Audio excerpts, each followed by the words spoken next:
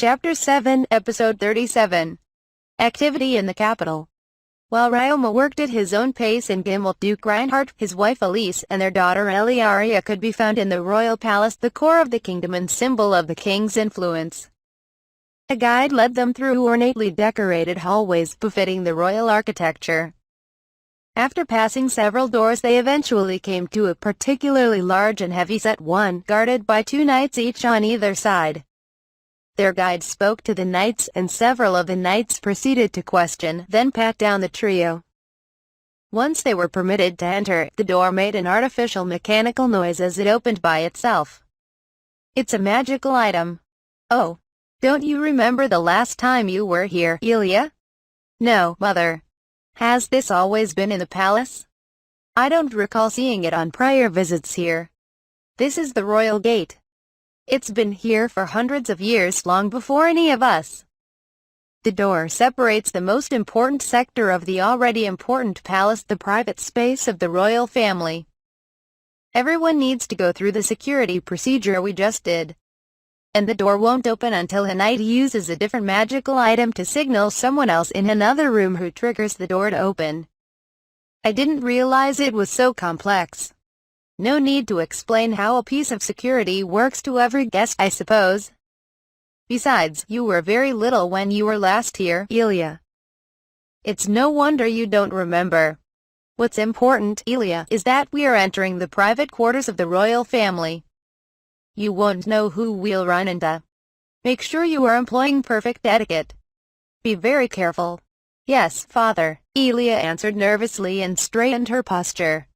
Reinhardt nodded in approval and stared ahead of the open door. Soon, the three began following the guide again, eventually coming to another door which the guide called into. "Your Majesty, the Jamils have arrived." "Enter," a brisk growl answered. The guide swiftly stepped aside, and Reinhardt stood before the door with Elise behind him. Only Elia followed behind her parents, and the three slowly entered through the open door. According to proper etiquette, they took 3 steps after Elia completely entered the room before kneeling and bowing. Just as Reinhardt attempted to speak, a voice shattered the solemn air. "Go on, imbeciles. Get on your feet and come sit down." Reinhardt raised his head and gave the speaker a dirty look, more out of exasperation than anger. "Areas, have you no tact? HMPH. As if these stuffy rituals would do me any favors. It's a waste of time, and what need is there for formalities between us? I play king well enough in public, so do let me relax in the comfort of my room. There has to be some bare minimum of decorum. I even brought my daughter with me." "Yes. So happy to see you, Elia. My, how you've grown," Arias called joyfully. "Why yes, your Majesty. What's this? You used to call me uncle. That was when I was much younger. I am 12 already. I couldn't possibly. I don't mind. No one else is here. You can always call me uncle. But, well, you have to sit on the couch first. Come, sit. Don't stay on your knees like that. You can even sit on my lap like when you were little." Arias's attitude had even his dear niece taken aback. Reinhardt, who was attempting to rescue his daughter from his best friend, noticed something, shuddered, and covered his ears. "Enough," Elise snapped at the excessively brazen king. 10 minutes later, Elia sat on the couch with her parents on either side, with Arias sprawled across from them, looking rather downhearted. Arias wore a casual outfit crafted from the best materials in the country over his toned body and characteristically full mustache. He would have carried considerable regality and dignity with a little bit of poise, but none could be found at the moment. This was the one and only Arias de Riffel, Reinhardt's best friend, Elise's older brother, Elia's uncle and godfather, and the king of Riffel Kingdom where Ryoma lived. "Can't you get up already? We are your guests," Elise said. "You're not my guests, your family. Elia started in the academy this year. She'll be expected to act appropriately in certain situations. I brought her here so she can practice her etiquette as much as possible, only for her king to act like this. When I relax, I relax. When I act kingly, I act kingly. I know where to draw the line. You always were great at making excuses. cut me some slack. It's not easy to be the king. These past few years have been especially tough, what with the monsters becoming more active all over the country. Want to take over the throne, Reinhardt? No. And that's not an offer you should be making lightly. It's so stressful. I don't want to work anymore. Even so, who hosts their guests lying down on the couch? Your king. You are very stubborn in your laziness today. Yes, I am. Why don't you tell me why you're here? Let's get the boring stuff over with. Arias looked at the three somberly, albeit still on his side. Reinhardt ignored the discordant contrast in the king's serious expression and unserious posture. Bring us our parcel, please. He took a small box from the guide who had been standing aside and passed it on to Arias. Let me see. The king chuckled as if he had been given a toy as he lifted his upper body with his arm. A pearl necklace. Each of them are large, with uniform color and shape. Spectacular. You won't find this anywhere in our country, and you'd be hard-pressed to find it even where pearls are harvested. Where did you get this? Why bring it to me? I did promise my source I wouldn't tell. I promise it's not smuggled or illegal. Keep it. As a gift for Her Majesty. If you want more, I can bring you more. The king smiled. Very well.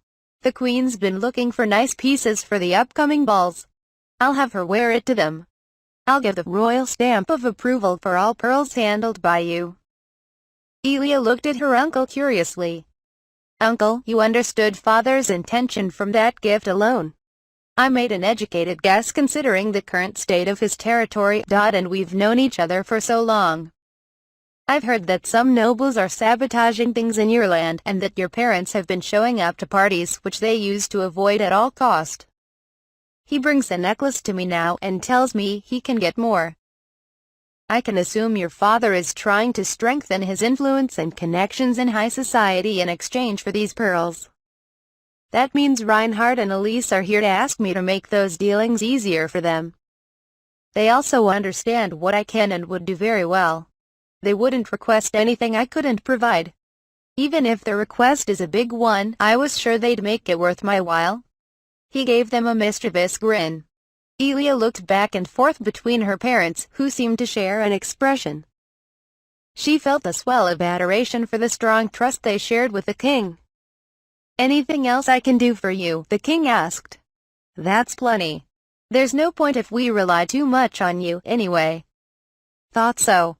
If there's nothing else you wanted to talk about, I have something in mind. What is it? Elise prompted. Ryoma take Bayashi. Elia showed the largest reaction of the three. She kept silent, but her expression betrayed the surprise of hearing a familiar name. Reinhardt and Elise shared an understanding look shortly after. So you have heard about him, Elise said. The rumors of crime in your territory had reached me. If it was any other territory I might not have paid it any heed, but when my dear friend, sister, and niece are there, I couldn't help but send an informant into the city who reports to me regularly. That's how you heard of Ryoma. He's putting on quite the show. Apparently, all rumors nowadays end up being about young Ryoma somehow. By complete coincidence, my informant had found a job at Ryoma's laundry shop to earn coin for his travel. In his latest report, he said he now served as the boy's bodyguard. Your man is that close to him? Reinhardt asked, thinking of the men and women he had sent to Ryoma. Funny enough, the boy knows he works for me and keeps him close anyway. Reinhardt's jaw dropped. What did you say? He asked, disbelieving his ears. Arias summarized how Hudam became Ryoma's bodyguard. So Ryoma vetoed the others? Long story short, I'm sure you'll hear the details from your employee soon. Even though he knew my informant wouldn't harm him, it takes some courage to keep a spy from an unknown source by his side. What's more, he sent me detailed information about Kimmel by sharing it all in front of my informant. What is Ryoma thinking? Elia muttered to her parents' silent agreement. It's not a bad move. As the king, I naturally stand above any noble that may be interfering with your territory and lean towards its favor. He understood this much and gave me information. Trying to play the king. If I had been more of an elitist, well, it would come across as patriotic, actively cooperating with the king's informant. It also wouldn't make sense to create unnecessary rifts. He thought all of this through. Anyway, I like his guts. Why didn't you tell me about this fun kid sooner? Because I knew you'd say that, Elise said.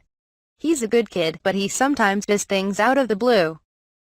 Reinhardt and Elise tried to imagine a meeting between Ryoma and the king, and failed. All they knew was that the meeting would not end well. Nothing good would come of meeting the kid. Is that all? What else is there? I can't even count how many times you roped me into your whims. Fine. I want to meet him, but I don't have the time, anyway. But let me tell you this. Hold his reins tight. Arias no longer carried any playful air. I'm not the only one who caught wind of the name Ryoma Takebashi and got a glimpse of his powers. Anyone in a decent circle, noble or commoner, would have heard by now. If you mean to protect him, keep him within arm's reach. The kid isn't exactly a straight arrow. I'm sure he means well for your house and Gimel at large, but he has more initiative and drive than most adults. His abilities give him great influence. Let's say the kid goes rogue and something goes wrong. If he's the only one who suffers for it, he deserves it. I don't wish his actions to negatively affect you, but I can look past it if your family is the only one affected. But, worst comes to worst, if the boy becomes a threat to the country, I will not tolerate it. I would be forced to execute him, Arias declared with unwavering resolve and kingly aura. Reinhardt and Elise hardened at his change of tone. It will be okay, Elia calmly interjected, garnering the eyes of the adults. Oh, I interrupted you, Uncle. I'm so sorry. No matter. Can you tell me why you think it will be all right? I was thinking out loud. Elia spoke, choosing her words. Ryoma is a strange person. He starts bizarre projects, and he knows a lot of things but lacks common sense sometimes. But Ryoma is a kind person. He can be caring in a strange or excessive way. At the very least, Ryoma always made sure that we and other people were safe the best he could. Besides, Ryoma knows a lot of things we don't, and he's great at magic but strong even without it. Still, he never boasted about his abilities or tried to manipulate others by using them. He always tried to help other people through his knowledge and abilities. Indeed, that matches what I hear from my reports, Arias confirmed. Uncle, I know I have not met nearly as many people as you, or father, or mother have. But I still met many new people as I started at the academy this year. I learned the hard way that some people, rich or poor, want to push their twisted logic, try to control others by force or their status alone, look down on others just because they were better at some minor thing. People who could barely hold a conversation. Ryoma isn't like them. He sometimes seemed to lack common sense, but only because he had been a recluse for so long. He would always listen to criticism, and admitted fault when he had some. Ryoma is someone I can count on to reach a common understanding on anything. I heard that he had always consulted father or another adult before taking action. Isn't that right, father? Mother? That's true. He did ask this time. More of an ask for forgiveness, but still. See. And Ryoma always writes that he enjoys living every day because people help him. I can't imagine him trying to harm or even inconvenience others on purpose. So, what I'm trying to say is, Elia failed to find more words but kept stammering, becoming increasingly desperate to get her point across. Her uncle burst into laughter. I see. Uncle. It's all right. I get your point, Elia. Did you really? If my dear niece is so sure of it, do you agree with her, Reinhardt? Elise. The pair shared a look. Yes. We'll keep an eye on him. Don't worry. Elia said it all. Then I'll trust you with him. He'll get even more attention, good and bad, from here on out. Don't let some noble steal him from under your nose, Arias said as he sat up. He patted Elia's head. I didn't think you'd protect him so fervently, Elia. Do you trust him that much? What? Yes, of course. Why do you ask, Uncle? I do want to meet Ryoma Takebayashi, so I can sock that kid in the face. Uncle. Where is this coming from? Oh, never mind it. Why don't we play a game? I have plenty of card games and board games. Don't change the subject, Uncle. That's enough business for the day. Let's play. The three were forced to play a few board games with the king before returning to their house in the capital. The king, who managed to dodge Elia's persecution, mused aloud to a thick stack of paperwork once he was alone. Reinhard has all but won the battle. But his enemy won't stand idly by in the meantime, especially if it's who I think he is. Seeing their roundabout tactics, I doubt they'll go after Elia and her family directly. But what about Reinbach?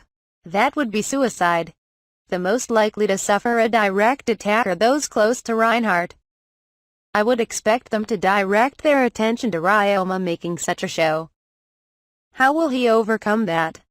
He's very likely to survive an attack if I'm right about him.